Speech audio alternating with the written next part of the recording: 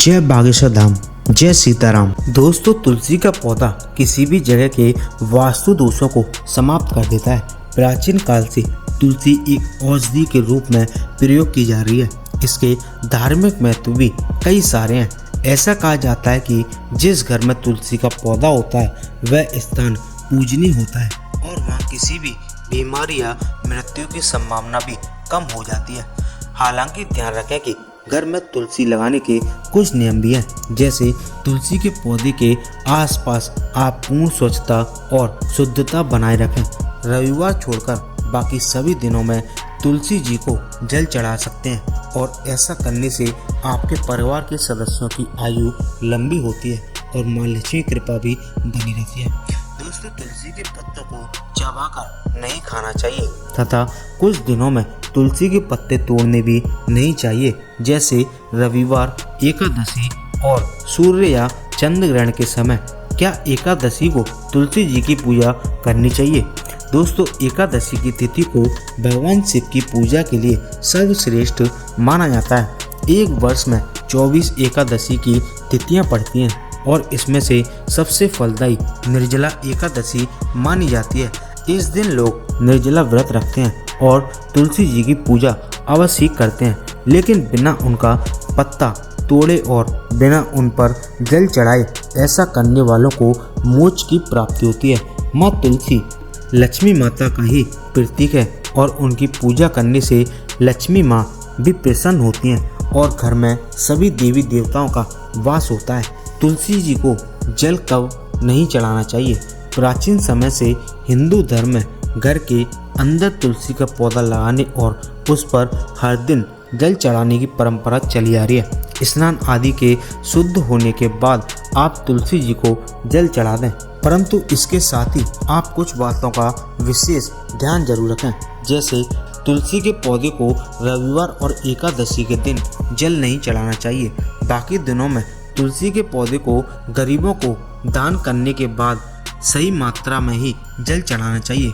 अधिक मात्रा में जल चढ़ाने से भी उसकी जड़ सड़ जाती है और पौधा खराब हो जाता है। बारिश के सीजन में तुलसी के पौधे को हफ्ते में 2 बारी जल दें। रविवार और एकादशी को तुलसी जी को पानी क्यों नहीं देना चाहिए? हिंदू धर्म में प्रत्येक देवी देवताओं के पूजन आदि के लिए कुछ विशेष दिन तय किए गए हैं, जैसे रविवार का दिन भगवान विष्णु की आराधना के लिए बहुत ही अच्छा माना गया है। ऐसा कहा जाता है कि भगवान विष्णु को तुलसी जी अति प्रिय है, इसलिए तुलसी जी का दूसरा नाम विष्णु प्रिया भी है।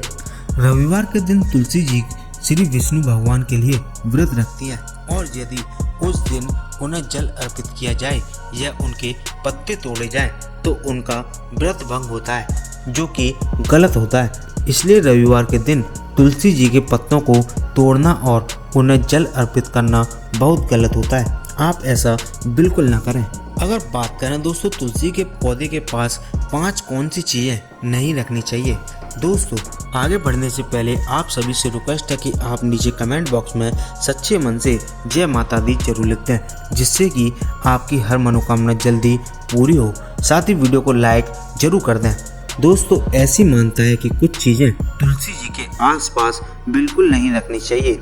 ये मान्यताएं प्राचीन शास्त्रों में वर्णित हैं, जो कि यह आपकी जानकारी के लिए बताई गई हैं। घर की सारी गंदगी, कूड़ा करकट इत्यादि डस्टबिन में डाली जाती है, क्योंकि हम सभी तुलसी जी की पूजा करते हैं, तो उनके आसपास गंदी चीज़ों को नहीं रखा जाना चाहिए। घर में झाड़ू से कूड़ा करकट हटाया जाता है और इसको तुलसी जी के आसपास रखना उनका अनादर होता है, तो आप कभी भी झाड़ू को गलती से भी तुलसी जी के पास ना रखें।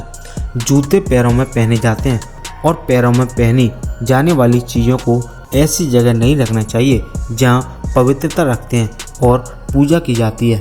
कांटेदार पौधे तुलसी जी को स्त्री रूप और मां सम्मान माना जाता है। स्त्रियां कोमल होती हैं और कोई भी अपनी मां के पास कांटेदार वस्तुएं नहीं रखता है, इसलिए आप भी ना रखें।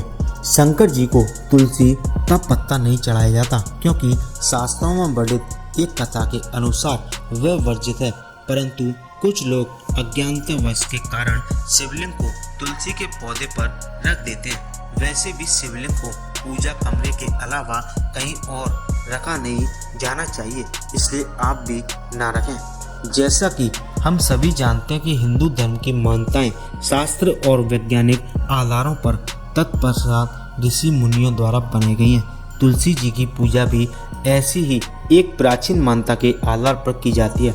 आध्यात्मिक तौर पर इससे घर में हमेशा सकारात्मक ऊर्जा बनी रहती है। इससे वातावरण को शुद्ध और सात्विक रखने में भी मदद मिलती है। इसके अलावा अगर आप वैज्ञानिक दृष्टिकोण से भी देखेंगे तो तुलसी का पौधा एक बहुत अच्छा ऑक्सीजन प्लांट माना जाता है। यह 20 घंटे तक ऑक्सीजन और बाकी के 4 घंटे ओजोन देता है।